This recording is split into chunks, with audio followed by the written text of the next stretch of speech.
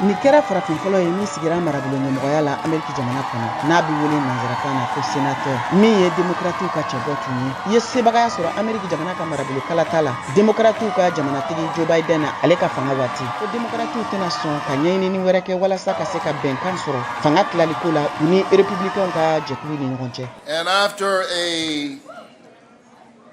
hard-fought campaign, n'o ye k'a fɔ ko Ameriki jamanatigi dankan Kamala Harris tɛna na wele walasa ka se ka jalatigɛli kɛ u ka wetekow kan. Tarata wula fɛ Warnock y'a lase a kɔkɔrɔdonbagaw ma ko nin kɛra kunnawoloba de ye ale ma ka se ka kumakan nafama 4 bɔ a da kɔnɔ minnu fanga ka bon kosɛbɛ wa min ɲɔgɔnma deli ka fɔ bɛɛjɛ fanga kɔnɔna la. The people have spoken.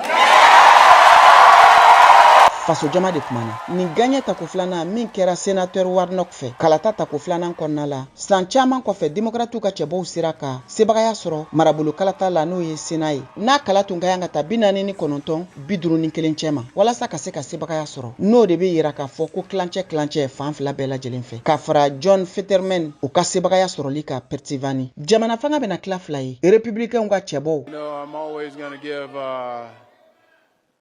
thank my Lord and Savior Jesus Christ. Olu minnu sera ka marabolo kɔnɔna ɲɛmɔgɔya sɔrɔ n'o ye chambre des représentants ye Walker ale min kɛra o cɛbɔ ye ni Ameriki jamanatigi kɔrɔ Donald Trump jɛɲɔgɔnkɛ don y'a lase a ka bɛrɛbɛrɛli tɔnw ma.